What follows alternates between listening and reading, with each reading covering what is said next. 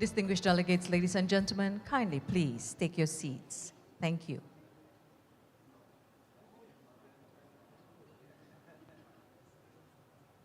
Wow, I can feel the anticipation in the room. This Plenary 7 will be the most watched live telecast of our YouTube channel. Yes, let's get ready because everybody wants to know the reading of the Bali Manifesto. So, distinguished guests, ladies and gentlemen, thank you for coming back into the room. Welcome back. We are moving on to Plenary 7, Embracing Inclusion, a roadmap to lifelong learning for all, presentation of the outcome documentation on Inclusive Lifelong Learning Conference and discussion. In this panel, we'll have panelists representing UNESCO, the government of Indonesia as the host, academic sector, private sector, NGO, alliance of trade unions, and the public sector. In the embrace of the final plenary, let us be reminded that it signifies not a conclusion, but rather a momentous celebration of our commitment to nurturing an inclusive lifelong learning environment for all. Within this plenary session, we'll be watching such inspiring stories of lifelong learners from different parts of the world. And certainly the most awaited part, the presentation of the Bali Manifesto. So without further ado, to moderate this session, we would like to invite Honorable Inclusive Learning Team Leader of UNESCO Lifelong Learning Institute, Mr. Nicola Jonas.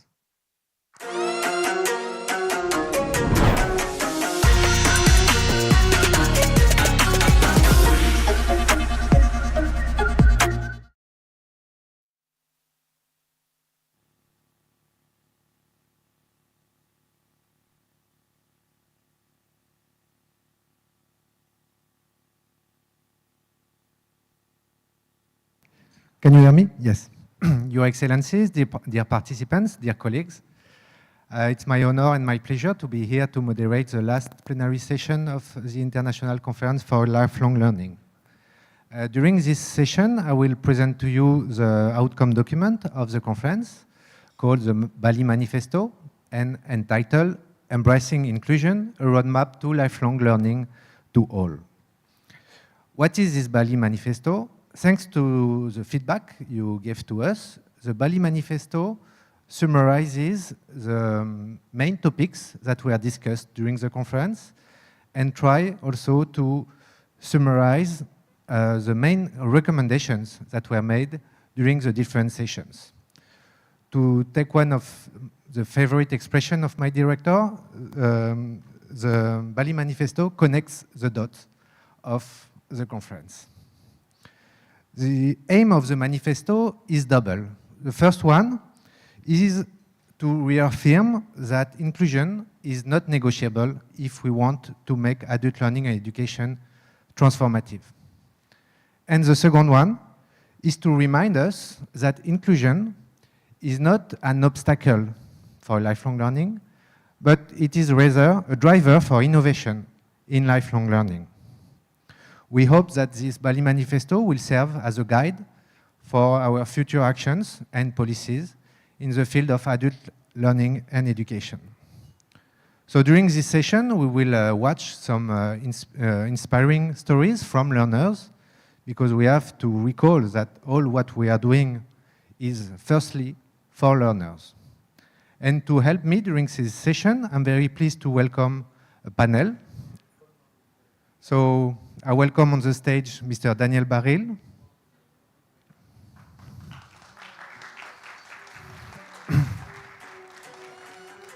Miss Deni Puspa Purbasari,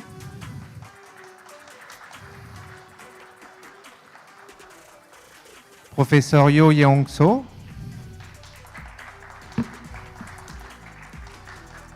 Mr. Roberto Guevara,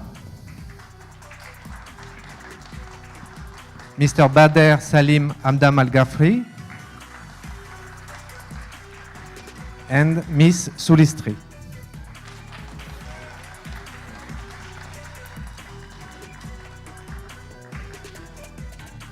To go through the Bali Manifesto that we will read during this session, I will be supported by two colleagues. So I would like to present you and to give a warm welcome first to Ms. Difa Farzani from Prakerja. You did not see her before on the stage, but I can assure you that she did a wonderful job behind the stage to make this conference a success. And she's part of an amazing team that is hidden somewhere on the back of, in the dark of the room. And the second reader will be our guest star, Mr. Raul Valdez Cotera from UIL.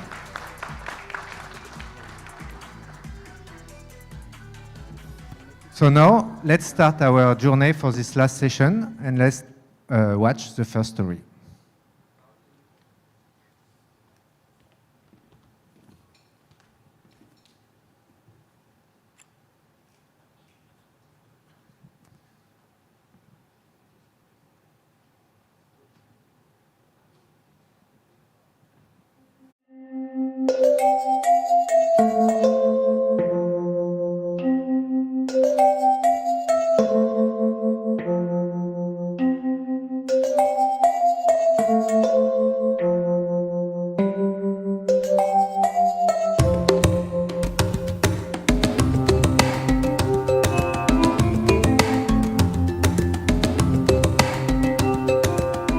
My name is Anna. I live at Kirugu. I am 7 years old. I am in Sunflowers Grandmother's Literaries Kirugu. I joined literaries late, but I am very happy. I can read and write.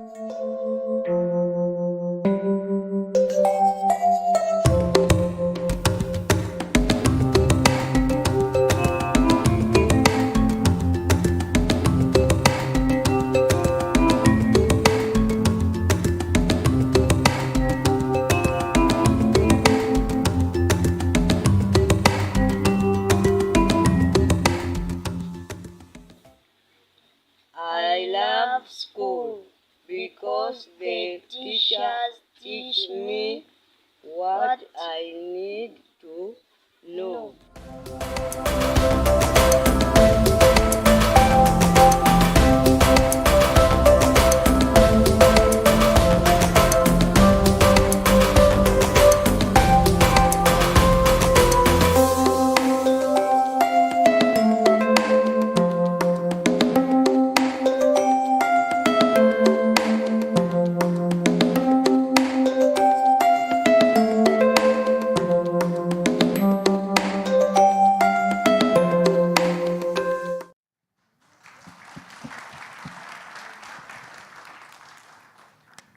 So I would like to ask the panel to react to the different videos we will watch.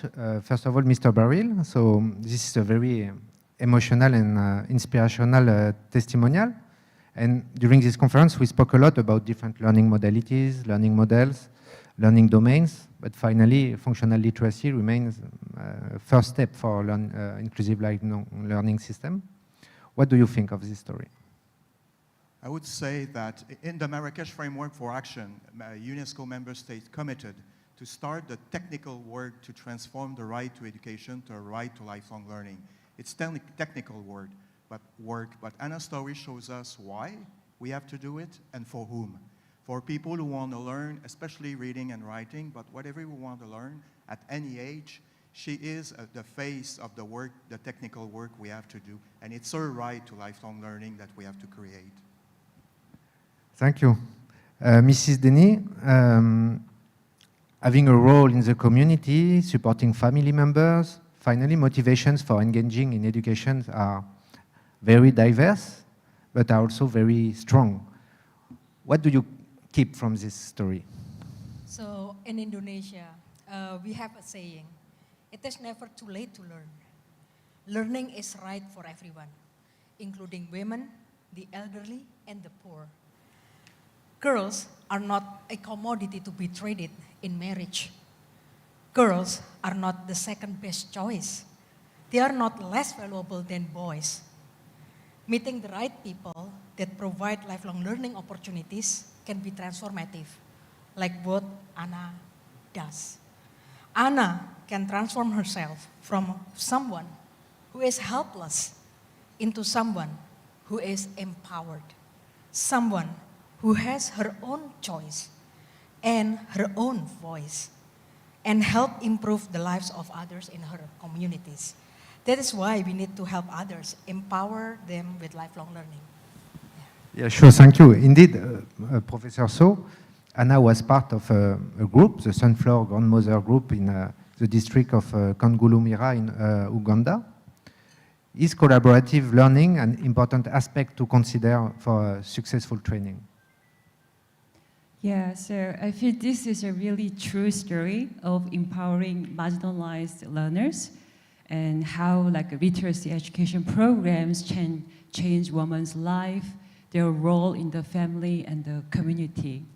So what I really like about this story is the chain of learning happened. So grandmothers didn't remain as the recipient of the educational program, but they started teaching their grandchildren. So intergenerational learning happened. And also I like to mention that this story happened because of the educators who are very passionate about empowering marginalized learners, and that is a very important part of this story. Yes, thanks. Dear Robbie, so through your investment in adult learning and education, we can see here that learning at 70 years old, questioning our lives and investing in our own development through the acquisition of new skills and knowledge, it's a lot of work. It looks like the efforts for lifelong learning never stop. And I think it's important to acknowledge, I think, that the work for lifelong learning doesn't stop because, as you said earlier, it's Anna not being able to study that started the problem. But at the same time, in terms of the right to lifelong learning that Daniel talked about, it's important for us to make sure that her grandchildren will not experience the same deprivation. And so when you come to it, you're right. It's good to make visible the educator. It's good to make visible that the women wanted it and the benefits of the community. I think we are launching the right to lifelong. I'm a lifelong learner. But with all the stories that we listen to today, I think the community is very visible. So how do we make the support of the community part of that learning? It's very important. Sure. Thank you for your words. So now we can go through the first section of the Bali Manifesto.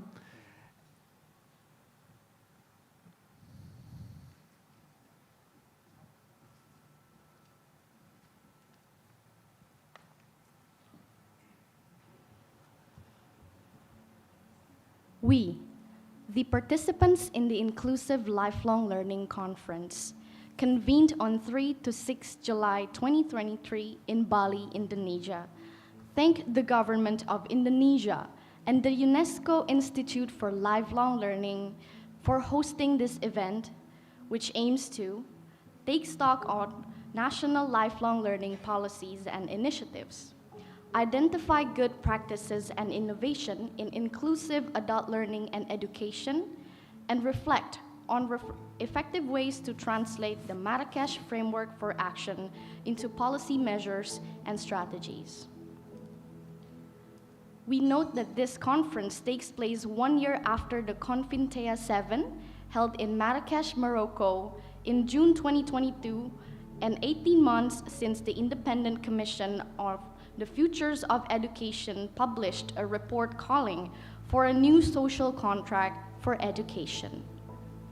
These initiatives provided impetus for the Transforming Education Summit, convened by the UN Secretary General in New York in September 2022, which called for transformation to recover from the dramatic learning losses experienced during the pandemic, to drive the green and digital transitions, and to ensure quality lifelong education as common public good.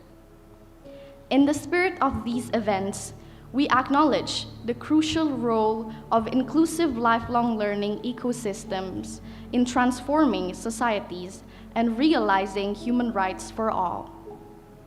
We confirm our commitment to realizing the promise of the United Nations 2030 Agenda for Sustainable Development and achieving its 17 Sustainable Development Goals. In particular, SDG 4 on inclusive and equitable quality education and the promotion of lifelong learning opportunities for all.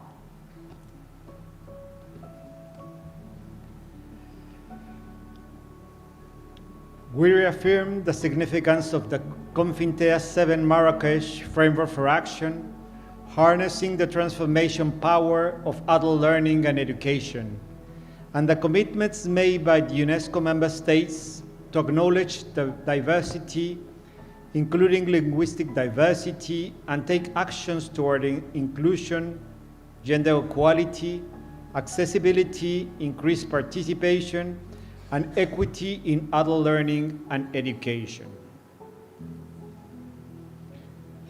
We reaffirm the significance of the CONFINTEA 7 Marrakesh Framework for Action, harnessing the transformational power of adult learning and education, and the commitments made by the UNESCO member states to acknowledge diversity.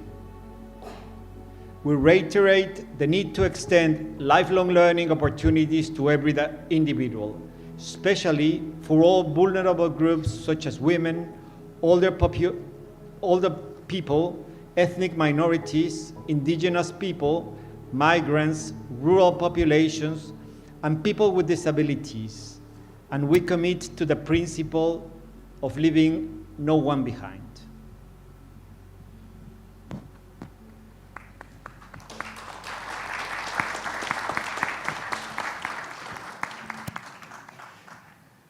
Thank you. So you just heard the preamble of the Bali Manifesto. So it's the first section out of 3 of this outcome document. So now I would like to invite you to listen the second story, the story of Timmy.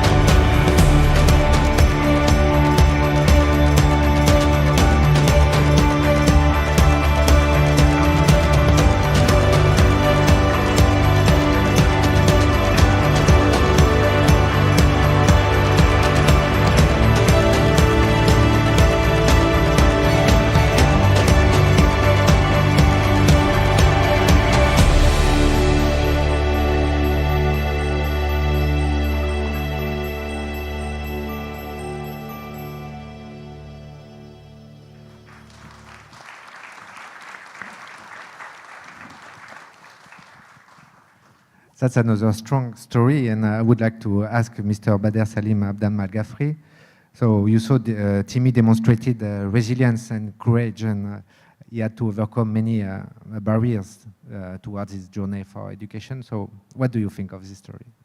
First of all, what I can say, where there is a will, there is a way. Yeah, and this is very important. Such stories serve as a powerful motivation for all adults to continue with their education and never give up. So this is what I can say about this story. Thanks a lot. Thank you. Mrs. Sulistri, so adult learners have all different stories to tell about why they start a new educational journey.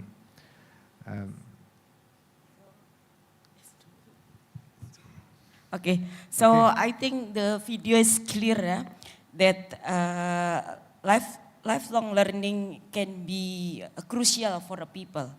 So including people with disabilities, and then people with dyslexia like Timmy, and then also people who have mental health, and then poor people, and also other vulnerable people. During the conference, we discussed a lot about inclusiveness, no discrimination, no one left behind. So once again, this video clearly illustrates that all people, including vulnerable group, have the same learning opportunities. Yes, thank you for your words. What about you, Professor So? What do you keep from this story? Yeah, this story really shows the transformative power of lifelong learning, which is the main key point of the Bali Manifesto. So Timmy went through many challenges in his life, like dyslexia and poverty and drug addiction, but he never gave up, right? And he even pursued his degree in prison, and that is very touching story. But lifelong learning is not just about getting academic qualification, I would say, but it's about a path to personal growth and recovery, and then finding new possibilities. So I think Timmy's story shows that possibility. So also, as someone coming from academia, I feel that we need to do more research about how we can empower those people in prison who want to learn and who want to change their life. Yes, thanks a lot. And Abu Deni, as with Timmy, we can see that adult education can offer new chance and new opportunities for all learners through skilling, reskilling, upskilling. So what do you think about this story? Yeah, the video is very touching, that not everyone has a smooth life trajectory, that sometimes people face hardship and they don't know the reason why. In Timmy's case, he did not know what he has is actually dyslexia and ADHD. He thought he was stupid, he was a failure, a loser. Many people did not get a chance in life because they were misunderstood. Their problems were not recognized. But once they find the right people, even in the jail, people who care about them and lead them to the right path, their lives can change. In Timmy's case, he shows that he can turn his life around from an addict and prisoner into a carpenter, manager, business owner, and now an inspiration to the world. This is the power of lifelong learning. And hopefully it is also inspired all of us. Thank you. Yes, indeed, this story, in fact, is all about challenges and opportunities for lifelong learning. So it's exactly the title of the second section of the Bali Manifesto that we can hear now.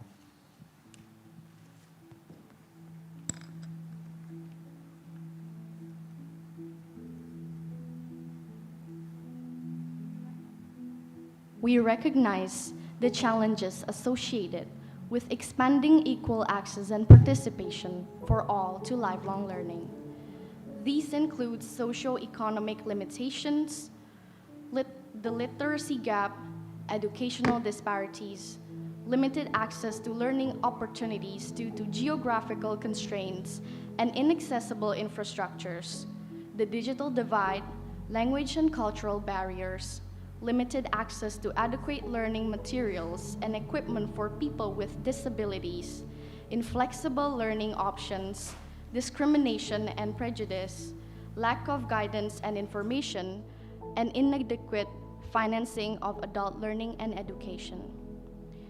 We also recognize that the threats faced by humanity, including climate change, food insecurity, war and conflict, and demographic change, increase the number of people at risk of being excluded from work and learning opportunities, including migrants, refugees, and internally displaced persons. We also recognize that the use of digital technologies in education is a double-edged sword. They offer huge opportunities where inclusion is at the heart of the design. Assistive and adaptive technology and online and hybrid learning can facilitate access to personalized learning opportunities.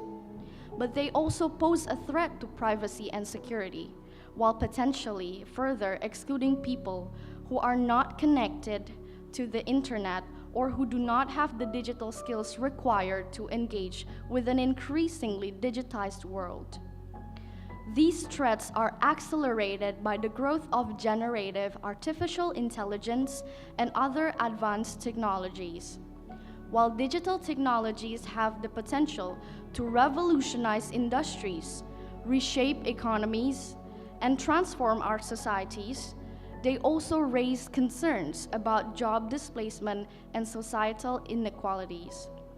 It is therefore essential to tackle the digital divide and establish appropriate regulatory frameworks to reinforce inclusion, ensuring equitable access to technology and internet connectivity for all learners.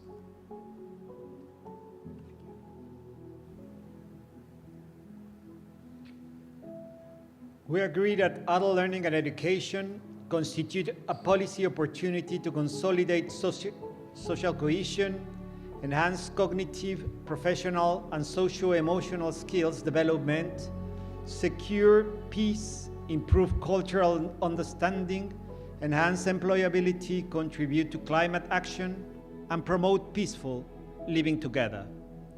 Understanding that excluded groups are not homogeneous, we are also agreeing that identifying the unique learning needs of individuals and groups and implementing suitable strategies, develop training contents, and learning modalities, and ensuring that everyone can fully participate, achieve their potential, are crucial.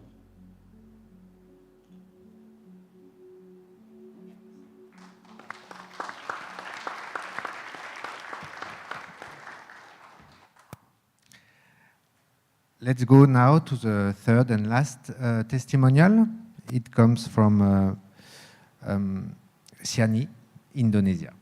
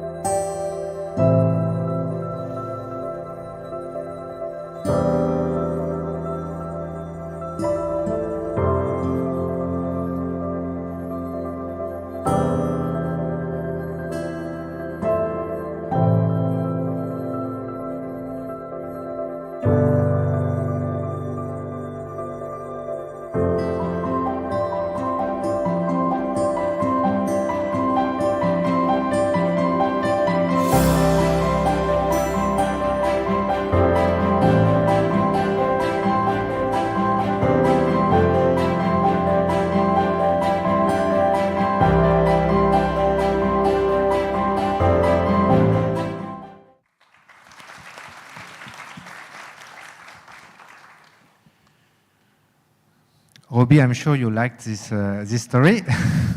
It shows Yes. how adult learning and education can transform learners. Yes, and I think the first point is, I guess first, most of us, we used to have one transition from school to work. And this demonstrates that there's no one transition.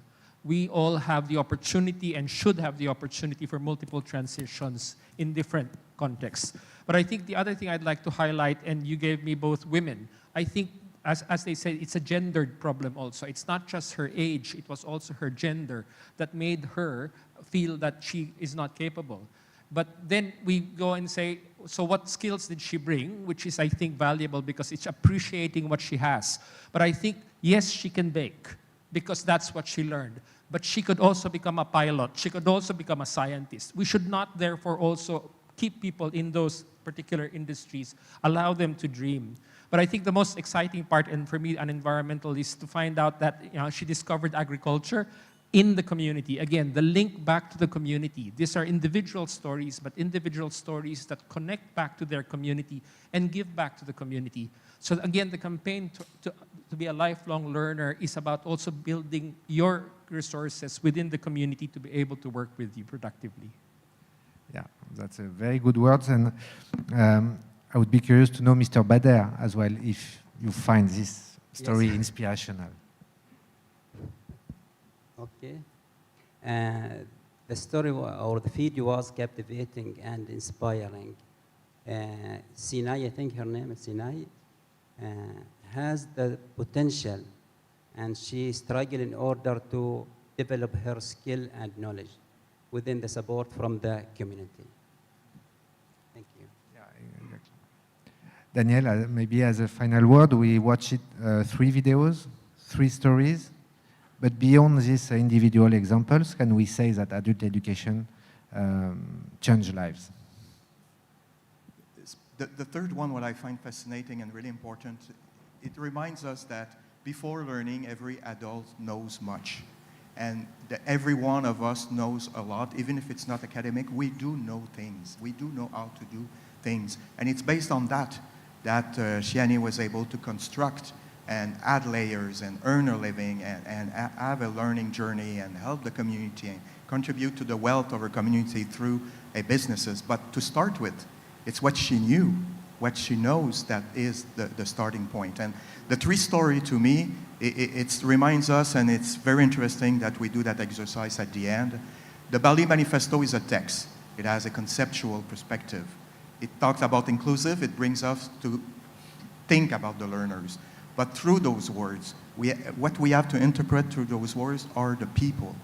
The right to learn, a wise man who was an ex-director of the UNESCO Institute for Lifelong Learning, Paul Bélanger, told me once that truly, from a really moral standpoint, the right to education is the right to construct oneself and reconstruct oneself. And that's what learning is important, like Robbie said, to have one life, to have multiple lives, to have as many lives as we want through what we know.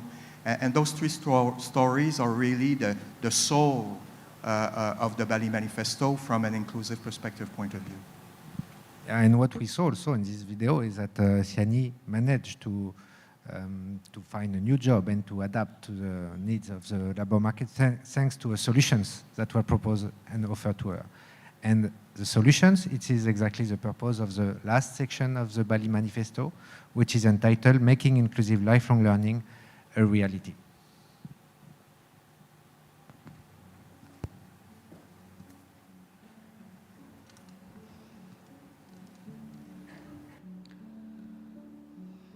We call for the promotion of inclusive lifelong learning ecosystems that effectively cater to the needs of all learners, especially vulnerable and marginalized individuals and communities, by removing barriers and addressing structural inequalities. We also call for inclusive lifelong learning environments that embrace diversity, in particular by supporting a learning infrastructure of community learning spaces reaching out to local communities. To ensure equitable opportunities for all learners, we call for the implementation of comprehensive lifelong learning policies, the creation of inclusive learning spaces, and the development of non-discriminatory curricula, learning pathways, and learning materials that embrace diversity and help ensure that every learner has equal rights and opportunities to learn. We acknowledge that the development and implementation of inclusive education policies and programs require adequate financial resources and institutional capacities at national and local level. Therefore, we call for increased public investment in lifelong learning to ensure quality provision and diverse learning programs that equip learners for all ages with skills related to livelihood, climate change, digital transformation, and active citizenship. We recognize the importance of accountability and monitoring mechanisms for the implementation of commitments and measuring progress towards inclusion. Data should be collected and analyzed in disaggregated manner to identify gender, age, geographic location, citizenship status, and other disparities and inform evidence-based policies practices. We call on governments, international organizations, and education institutions to strengthen their data collection systems in collaboration with civil society organizations and private sector, and ensure that indicators related to lifelong learning and inclusion, in particular, are integrated into monitoring frameworks. We call upon governments to establish coherent and accountable governance mechanisms that foster interministerial, multi-stakeholder, and intersectoral partnerships to advance inclusion, led by governments with the participation of civil society organizations, the private sector, higher education institutions, and relevant stakeholders from national to local level.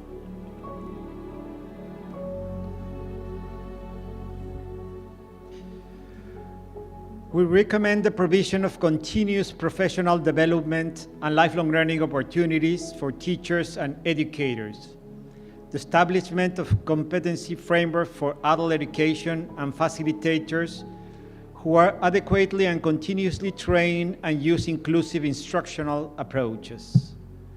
Efforts must be made to enhance the working conditions, training, and resources available to teachers, educators, and facilitators, enabling them to leverage assistance and adaptive digital tools and other instructional approaches for inclusive adult education and learning.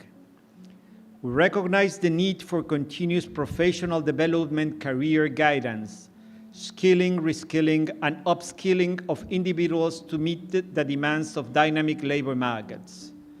Inclusive skills development mechanisms with the active involvement of the private sector are crucial. We urge the development of accessible programs to facilitate skilling, reskilling, and upskilling, especially for women, disadvantaged youth, and other marginalized groups, the design of flexible learning pathways, the recognition and validation of prior learning, and the potential of work-based learning. We believe that strengthening partnership across sectors provides comprehensive support for individuals to strengthen their skills and improve their employability. In this spirit, we recognize the government of Indonesia's efforts to implement lifelong learning through innovative programs, such as Kartu, Prakerja, an inclusive, large-scale and collaborative digital platform for skilling, reskilling, and upskilling Indonesian learners. We call on UNESCO to continue monitoring the implementation of the Marrakesh Framework for Action through the Global Report on Adult Learning and Education, GRAIL, and capacity building activities through sharing of promising policy and program cases from governments, civil society organizations, private sector, and other stakeholders to forge synergies at global, regional, and country level. Together, we commit to working towards a future where inclusive lifelong learning is a reality for all individuals that contribute to inclusive and sustainable societies. We hereby adopt the Bali Manifesto to guide us in embracing inclusion and as a roadmap to lifelong learning for all to contribute to sustainable development, shared economic prosperity, and a peaceful future of the world.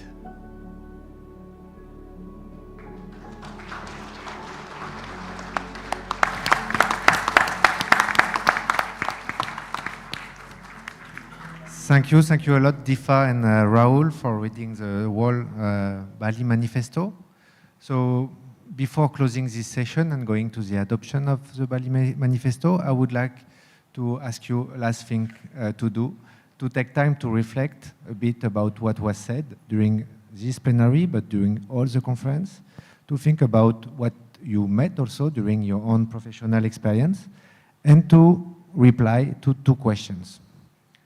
You can use your smartphone and go to Slido.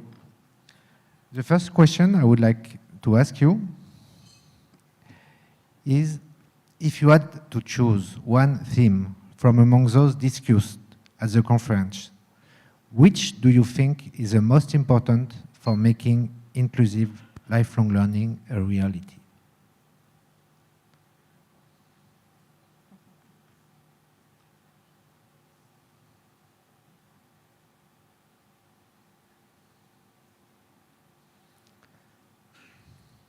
The panelists can contribute as well.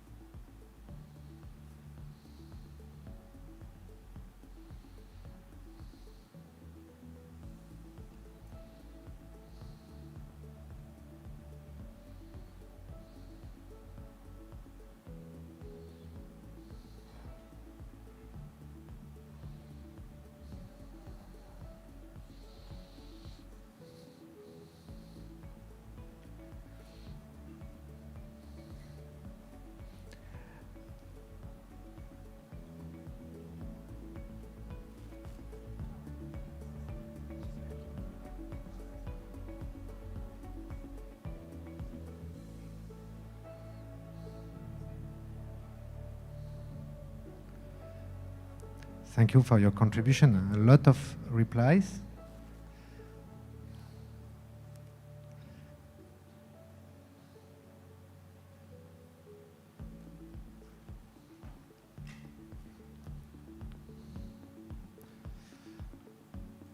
We can see almost all the topics that were discussed during these 3 days.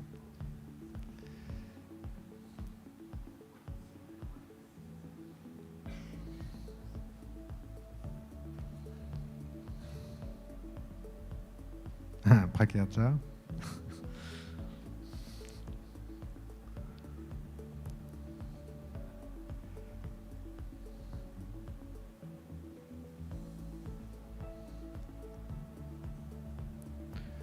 We have already more than 100 replies.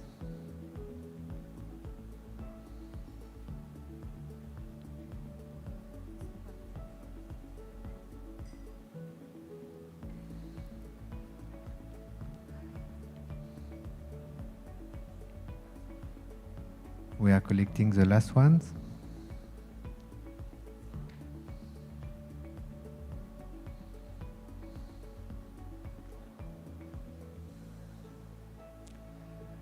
Thank you all. So before commenting the result, I would like to ask you a second question, a more challenging one.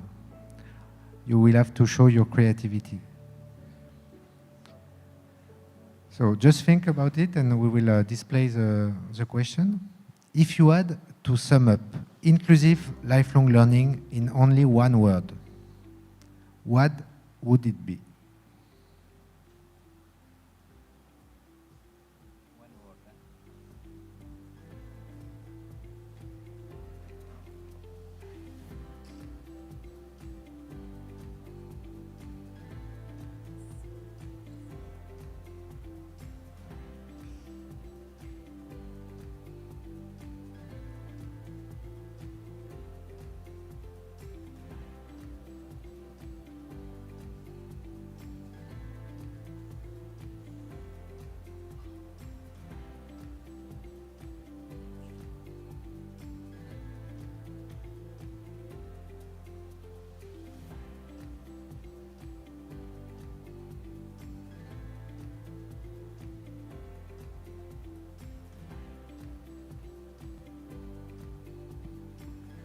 Some are cheating, using more than one word.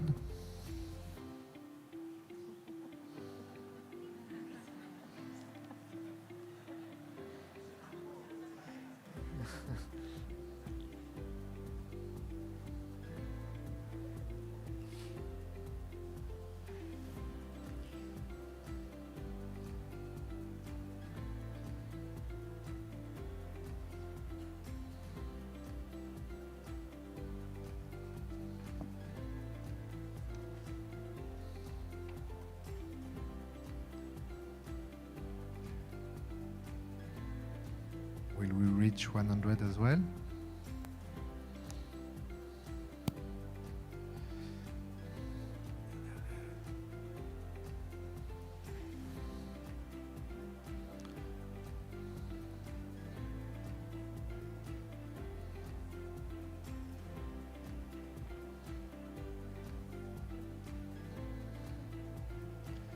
And we are reaching the end.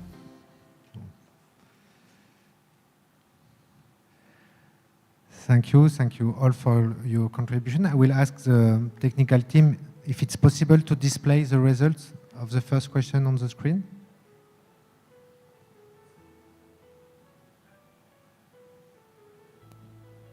Thanks a lot.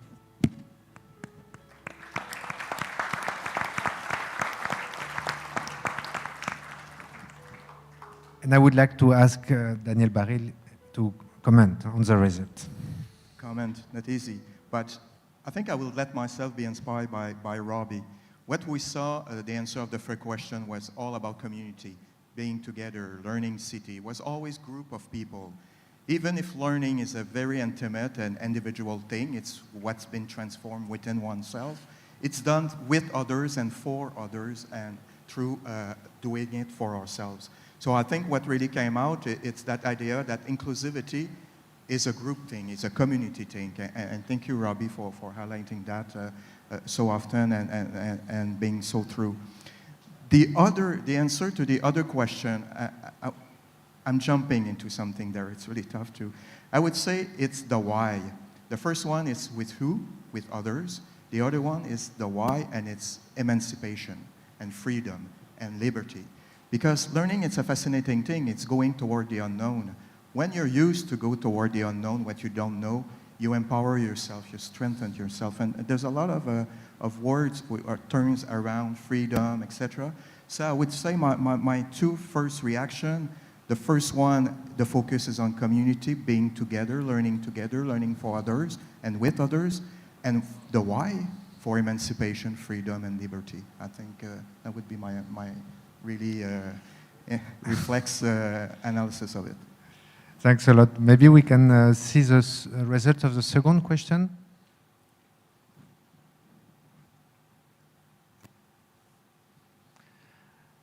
Does someone in the panel would like to react to that?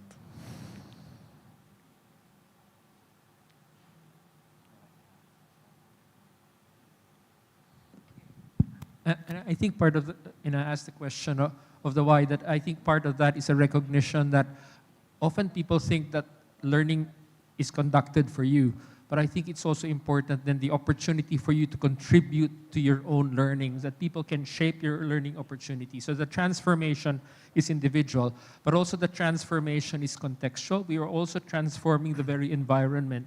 And so I think the challenge for us as educators now, and we've experienced that through COVID, is that we have curriculum that we thought would address problems and all that. And once we've addressed some of these problems, the community changes. And so we as educators need to continue to also be learners. We need to continue to learn as our learners are changing themselves, because otherwise they might leave us behind.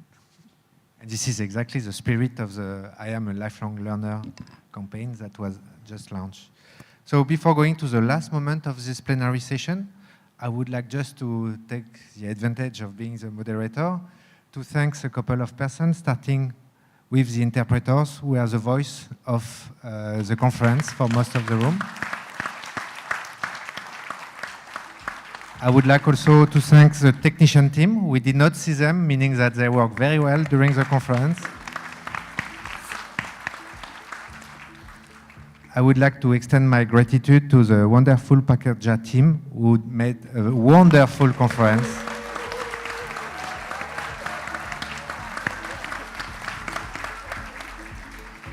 And allow me also to thank my colleagues from UNESCO and UIL for contributing to the conference. So for the last moment of the plenary, I would like to give the floor to Daniel Baril, the chair of the UL Governing Board, to give his impression about the Bali Manifesto, and then I will give the floor to Abu Dene. I will highlight 5 takeaways. It's my own personal reading of it. The first one is about the core theme of the manifesto. It's raison d'être, inclusivity.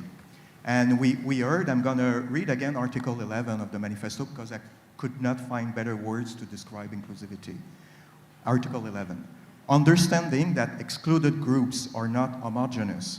We also agree that identifying the unique learning needs of individuals and groups and implementing suitable strategies, training content, and learning modalities, ensuring that everyone can fully participate, achieve their potential, and achieve empowerment, it is crucial.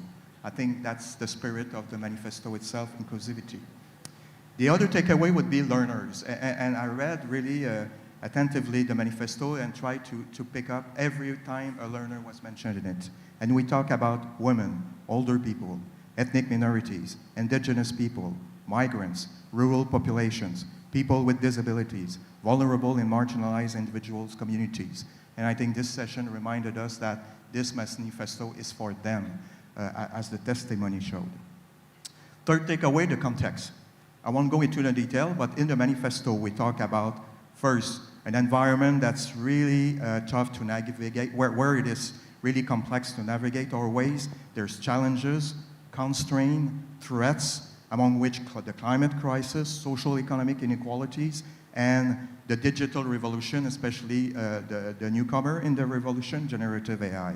But also there is opportunities. And I think the manifesto tried to balance a lucid understanding of the threats, but also to have a more positive reading that there's opportunities to go beyond. And among them, we can benefit now from a very expanding learning ecosystem, that's meaning we have all the means to face those threats in a very constructive and effective way. The fourth one will be the Marrakesh Framework for Action itself. I mean, we're officially linking to Confintia 7. First, the manifesto underlined its significance. It positioned itself, the Bali Manifesto, regarding the Marrakesh Framework as a guide to implement the Marrakesh Framework, and there's a focus and a sensibility putting on inclusiveness, that's the topic of our conference, for the host country, Indonesia, for the region, but also to be inspirational for the global community. And I think this document has a local scope, a regional scope, but it's also a reference, it will be, I hope so, a reference point for the global community. The last item regarding the MFA is to contextualize it according to an environment changing very fastly. Marrakesh Framework was 1 year ago. Generative AI didn't exist. It existed, but wasn't massively distributed in our daily life. 6 months later, last autumn, that changed totally the game. So to me, the mission of such a conference after a document is adopted, it's to fine-tune it to the actual context, to keep the spirit of the Marrakesh Framework, to use it as an interpretative grid to be able to guide ourselves in a changing context. The last one is adult learning and education and lifelong learning. The Bali Manifesto talk about the essential role of adult learning and education and lifelong learning to build inclusive and sustainable society. That's the why. And also it says that it is important for livelihood, for climate change, for digital transformation, and for active citizenship. So those 5 takeaways are for me a little like the center of gravity of the text itself, which goes really into details, but to me the part of the spirit is there. Thank you, Daniel. Please, Abou-Deni, I let you the privilege to go through the formal aspect of the session.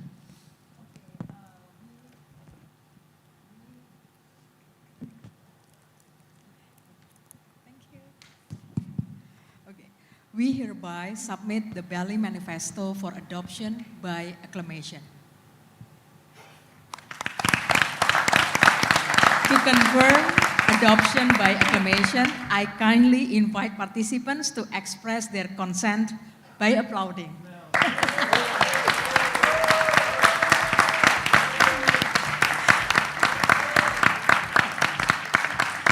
Okay, thank you.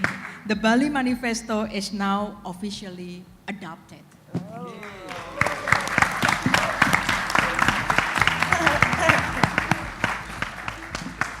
Thank you, Abou-Deni. For closing the session, I'll give back the floor to our Master of Ceremony. And please, a last round of applause for our wonderful Master of Ceremony. Thank you very much, Mr. Moderator. Let's thank our panelists. Thank you, thank you, thank you. Let's give our applause. Please, kindly, we invite you to return to your seats. Thank you.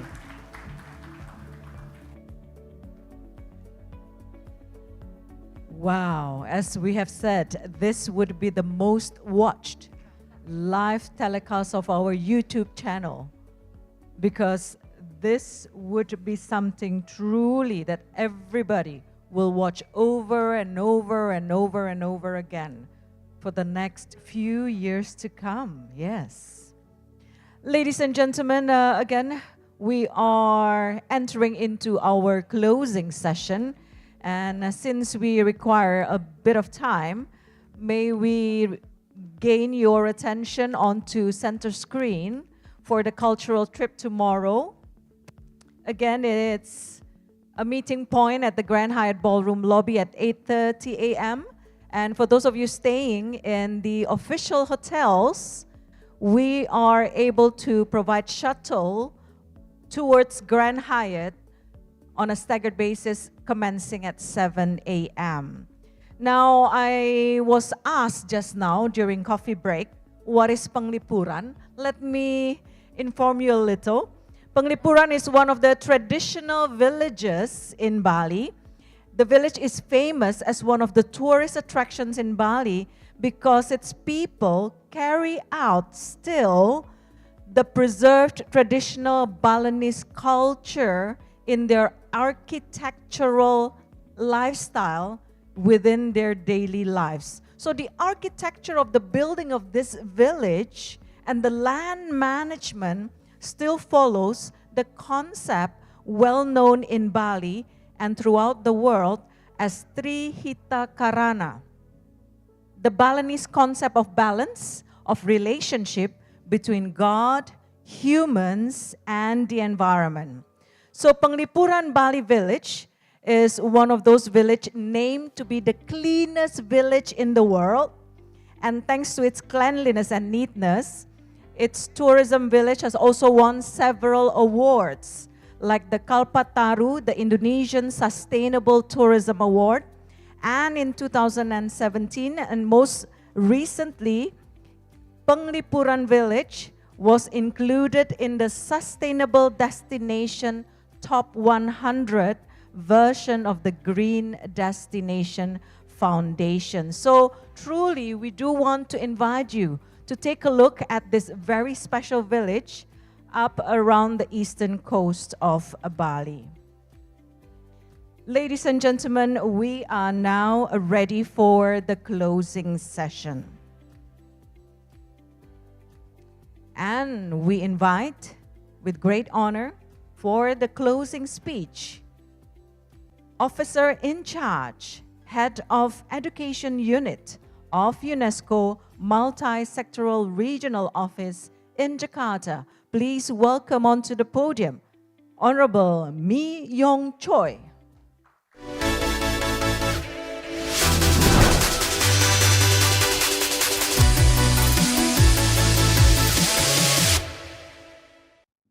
Hello, everybody. I just saw my photo on the screen. It's quite embarrassing. I think in my person is better, looking better, I hope. Excellencies, distinguished speakers, ladies and gentlemen, very good afternoon with warm greetings. On behalf of UNESCO Jakarta office, it is my great pleasure and honor to take these closing remarks of the Conference of Inclusive Lifelong Learning here in Bali, Indonesia. Before I convey very official closing remarks, you would be very happy with the two reasons. So one is it's the closing, right? So after 3 days and the long sessions, but I can see your twinkle eyes, so very happy to see that. And also, I personally believe in that the shortest closing remarks is the best one. So I will keep my promise. Lifelong is central to the United Nations Development Agenda, and is an important thematic area of UNESCO work as expressed in the Education 2030 agenda. We are therefore very grateful to the coordinating Ministry of Economic Affairs and Prakerja for hosting an international inclusive lifelong learning conference together with the UIL, UNESCO Institute for Lifelong Learning. We organized it 1 year ago in Marrakech, Kingdom of Morocco. We also had the opportunity to discuss lifelong learning policies and initiatives from ASEAN countries, including the existing upskilling and reskilling program and activities to ensure no one left behind, and reflect on effective ways to translate the commitments contained in the Marrakech Framework for Action, MFA, into policy measures and strategies.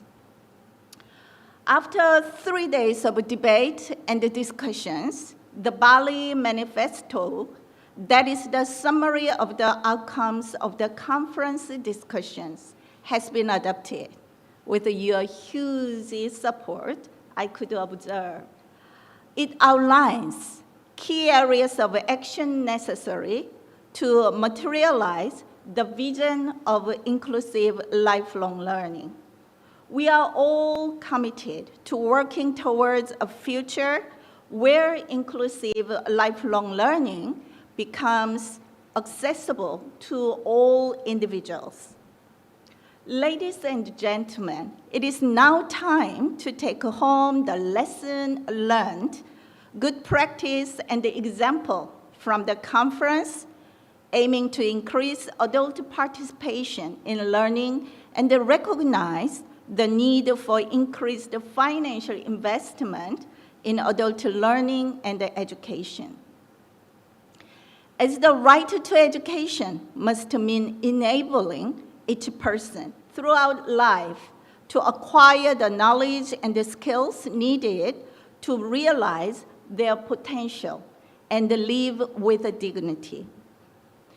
We hope, therefore, will be more commitment from the policy making to enhancing governance and the quality of adult learning and education respectively.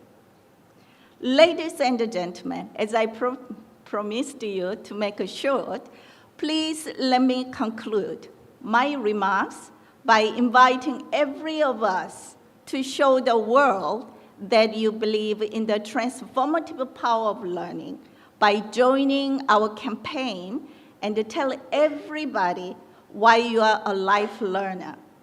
Before I close, let me propose two big applause. One is Nicholas, just to be chair of Plenary 7. He has given a lot of effort. And the second big applause is for ourselves, because we have been here for lifelong learner over the last 3 days. So I admire myself as well. Thank you very much for your attention, and enjoy your remaining time in Bali, and hopefully you can have a chance to contribute to Bali economy. Thank you. Thank you. Thank you very much for the Honorable Official in Charge and Head of Education Units of UNESCO Multi-Sectoral Regional Office in Jakarta.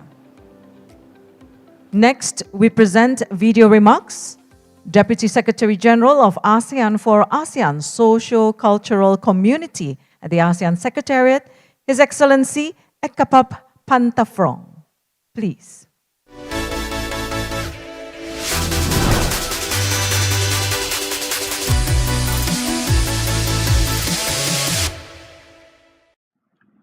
Excellencies, distinguished representatives, ladies and gentlemen, a very pleasant afternoon.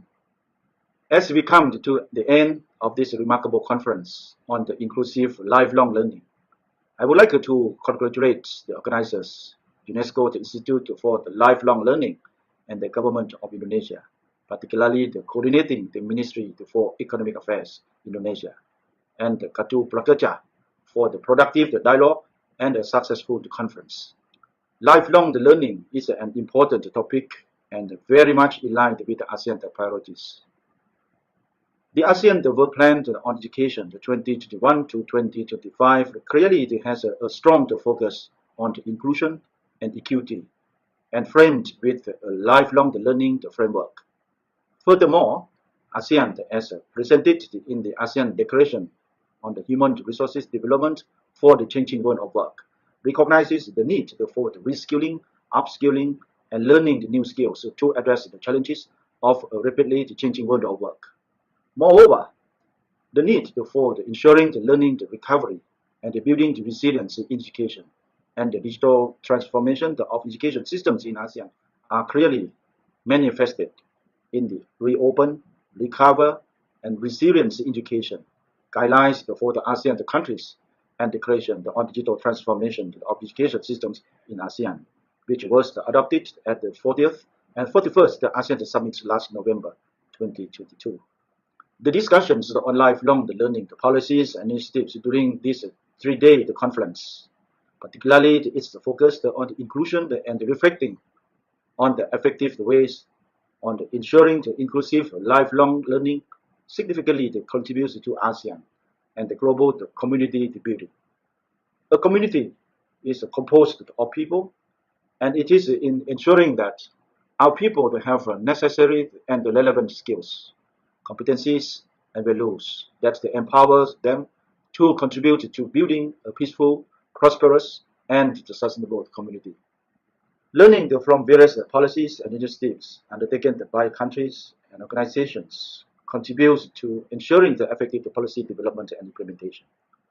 Indonesia's Kartu Prakerja is an example of the effective collaboration between the government, industry, private sector, the economy collaboration, which not only provides resources for learners, but flexibility through the use of digital technologies.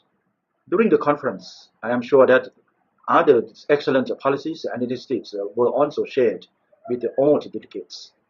The development and adoption of the Bali Manifesto, blessing the inclusion, A roadmap for the lifelong learning for all is an excellent outcome of this conference.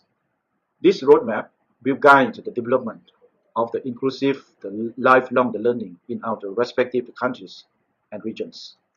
Once again, congratulations on the successful conference, and I look forward to the development that leads to inclusive lifelong learning, not only in ASEAN and its member states, but also around the world as we collectively address the challenges towards achieving the UN 2023 Sustainable Development Agenda.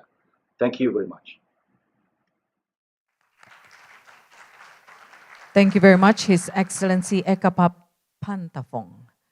Ladies and gentlemen, next is video remarks from the Ambassador of the European Union to Indonesia and Brunei Darussalam, His Excellency Vincent Piquet.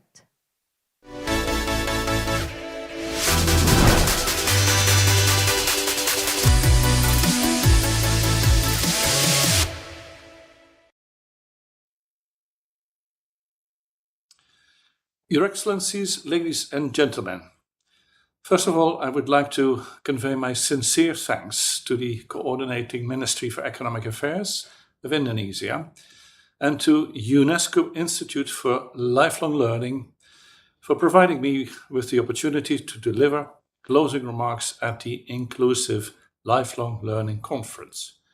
I'm really sorry that I'm unable to be with you in person. I would have loved to, given my sympathy and affinity with the work of the theme of the conference.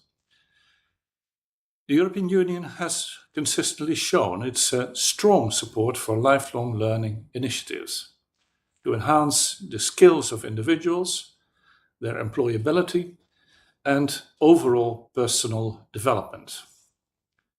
In fact, lifelong learning is one of the key priorities of the EU Strategic Framework for Education and Training. It's a tool that is linked to mobility on the labor market. It is a flexible way to improve the quality of education and training and to customize training to the needs of individual learners. And it is a way whereby we stimulate creativity, innovation, and entrepreneurship at all levels of education and training.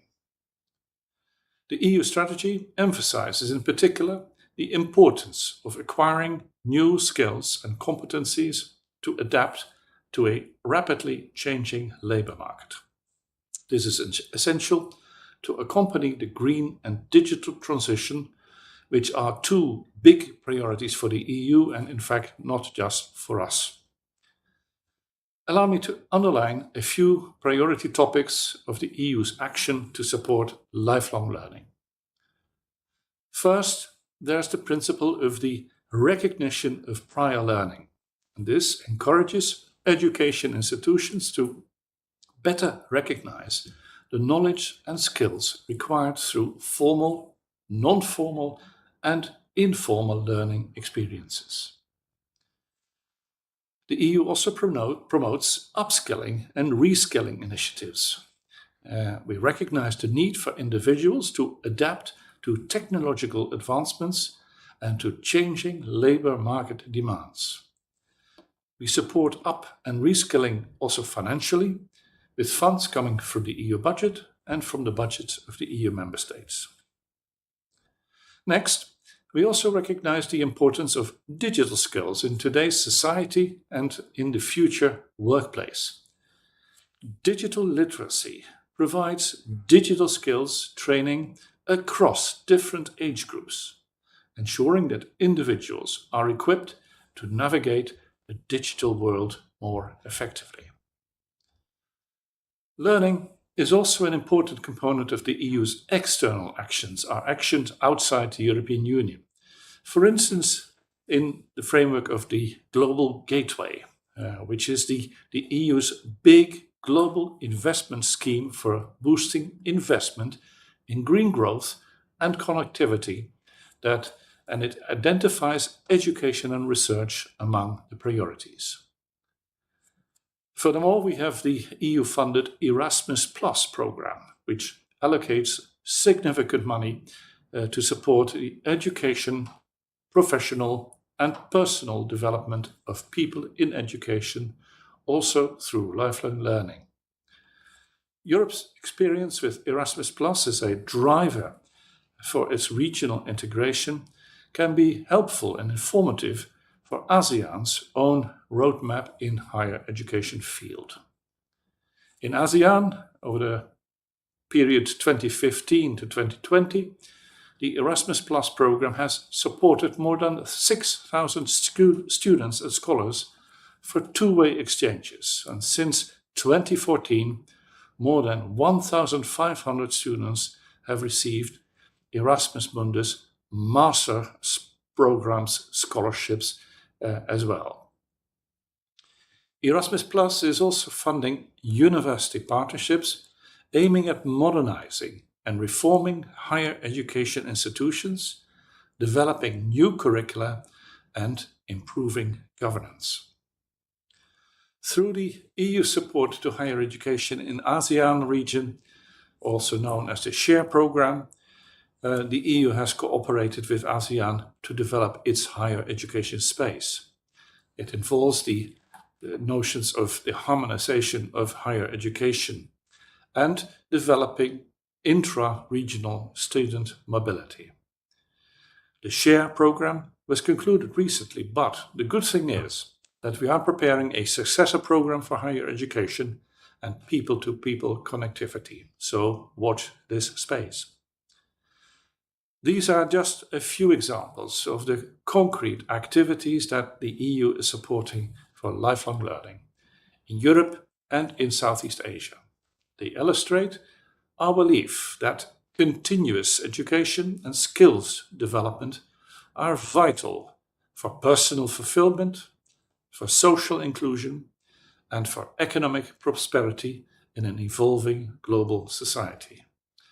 And for that reason, the European Union and its member states will continue our support of the development of inclusive lifelong learning for Indonesia and other partner countries in the Southeast Asia region. Thank you very much for your attention. Terima kasih banyak.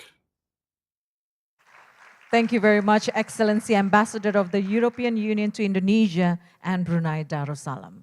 Next, we invite for a closing speech, Chair of the Governing Board, the UNESCO Institute of Lifelong Learning, Honorable Daniel Bahrel.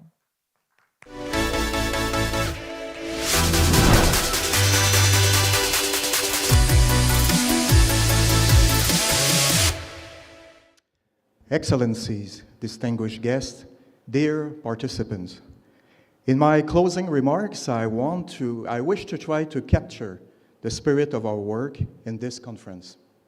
Reflecting on the moral and policy challenges of inclusive learning and education all throughout life, I recall that adult learning and education has always been about hope. Hope for each adult to be able to complete basic education not successfully achieved during youth, and, most importantly, learning to read and write. Hope for each adult to be able to learn what each person has to know to fulfill its responsibilities and grow as a human being. In a sense, adult education is a condition of hope. That is especially true in knowledge societies, in which knowledge and competencies are a necessary drivers for personal and societal growth. Since 1948, UNESCO Confintia process has been a privileged endeavor for member states to renew international and national commitment toward that hope and create conditions for fulfilling it. Therefore, making of adult education a lever for individual and collective development and, in our troubled time, a solution to our many existential challenges. Last year, in the Kingdom of Morocco, was the latest iteration of the Confintia process. Its outcome document, the Marrakesh Framework for Action, the MFA, was the actualized expression for our time of that hope that through learning, through knowledge and competencies, adults can be hopeful about their future life and ongoing social development. The MFA leans on some basic statements that are a foundational commitment for an inclusive and comprehensive vision for adult education. First, in our contemporary world, Adults have to acquire knowledge and develop competencies in a wide spectrum of domains. Through the MFA, UNESCO member states recognize this educational challenge and committed to prioritize literacy, training, sustainable development education, digital skills, health education, global citizenship education, and generic skills. Second, to meet that strategic learning demand, we can rely on the diverse learning sites and environment, creating a truly comprehensive and dynamic ecosystem of learning. In the MFA, UNESCO member states call upon all educational resources, such as community centers, formal institutions, vocational centers, libraries, museums, worksite, public spaces, cultural institutions, sports and leisure organizations, peers, family, cities, etc. Third, inclusive education is a core objective of the MFA.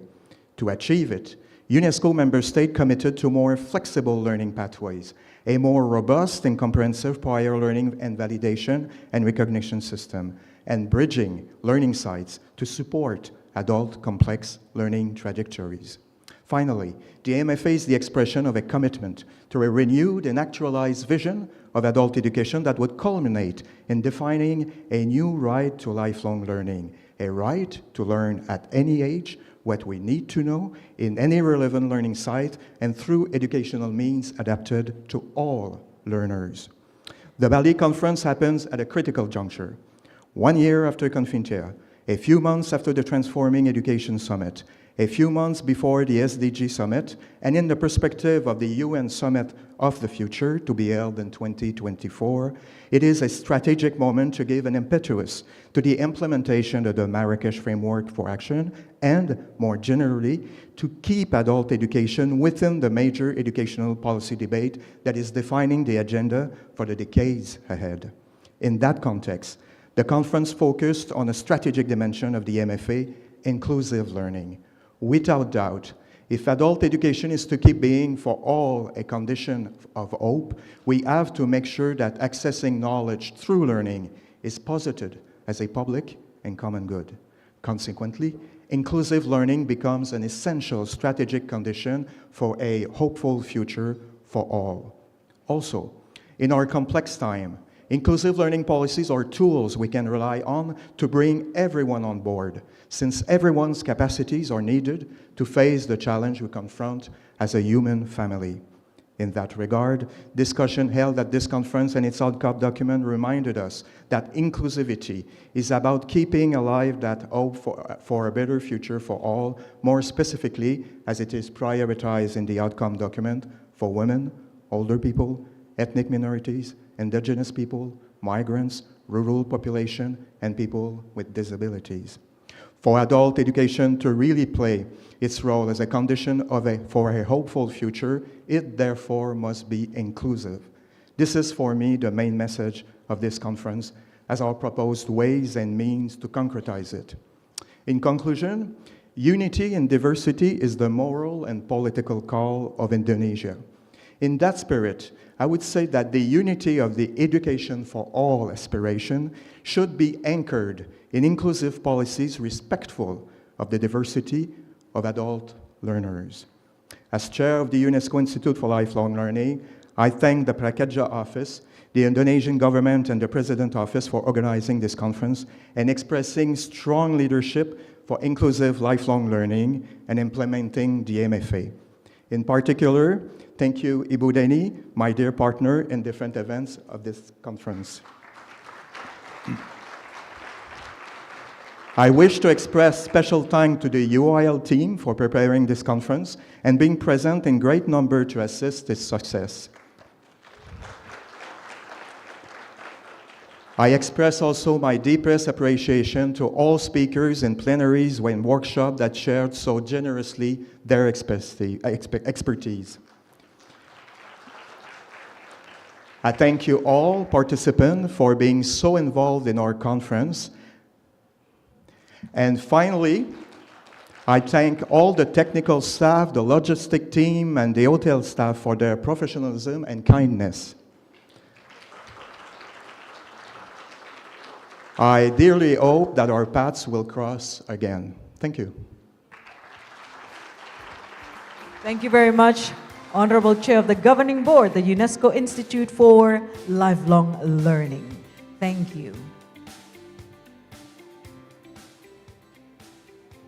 Next, for closing speech, may we have onto the podium Honorable Executive Director, PMO Kartu Prakerja Indonesia, Ibu Deni Puspa Purbasari.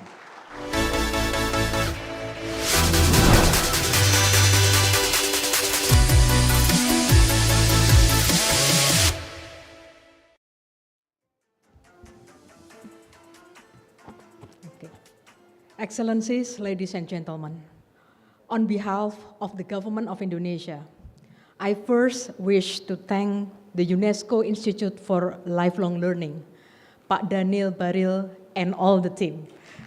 Thank you. And I would like to thank to all our partners and all our participants of the Bali Inclusive Lifelong Learning Conference. Thank you for being with us in these few days. It has been an honor and pleasure. I also would like to sincerely apologize if there is anything that is inconvenient in the organization of this event. We are all one family, working to improve people's life and our Mother Earth. This will be better and will only be possible if we work together. And I am glad that after this conference, we will work together to help ensure inclusive lifelong learning for all, leaving no one behind.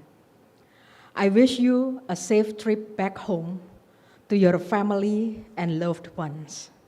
And I hope that you will speak fondly of your time in Bali, and Bali, Indonesia will always be a beautiful memory for you. Thank you very much. See you again in Bali with your friends and family. Oh, and there is a request to give a quote. So my quote is, dream big, work hard, make it happen, because we are all lifelong learners. Thank you. Thank you, Ibu. Please stay with us on stage. We are now going to present the video remarks by the President of the Republic of Indonesia, His Excellency Joko Widodo.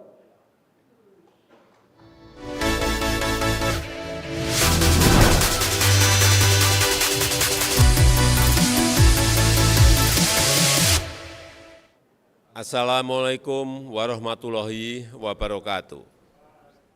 Bapak, Ibu, dan saudara-saudara yang saya hormati, para peserta Inclusive Lifelong Learning Conference yang saya banggakan.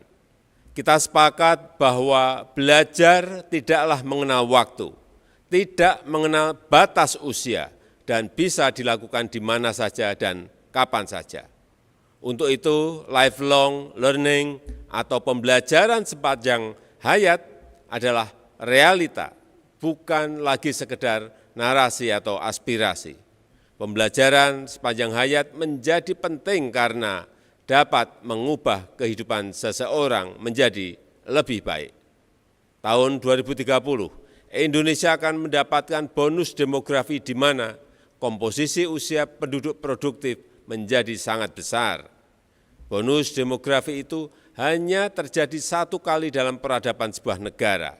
Ini bisa menjadi peluang, tapi ini juga bisa menjadi sebuah bencana kalau kita tidak bisa mengelolanya.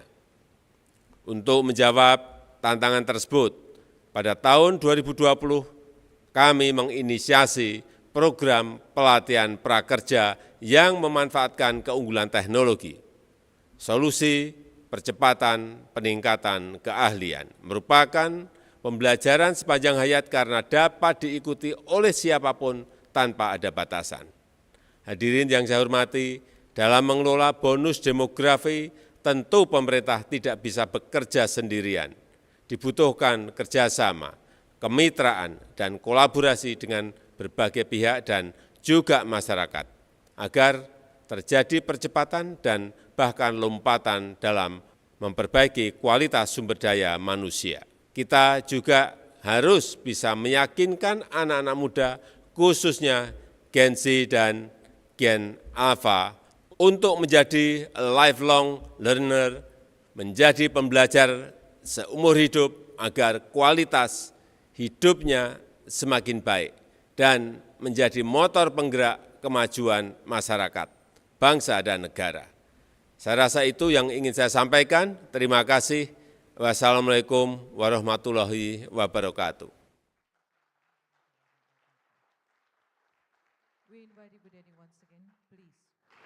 On behalf of the Government of Indonesia, I declare that the Bali Inclusive Lifelong Learning Conference is now closed. Congratulations, everyone. Let's follow Dr. Daniel Barrio to please rise, give a standing ovation, give applause. I'm a lifelong learner.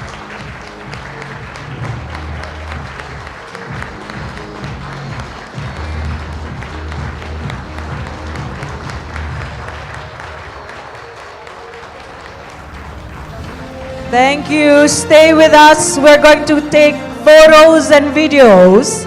So stay with us. Yes, give your best smile, everybody. 3, 2, 1. Once again, say out, I'm a lifelong learner.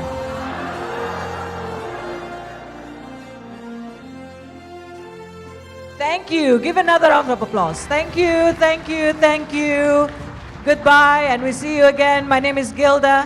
Thank you very much, ladies and gentlemen. Wassalamualaikum warahmatullahi wabarakatuh. Om Shanti, Shanti, Shanti, Om.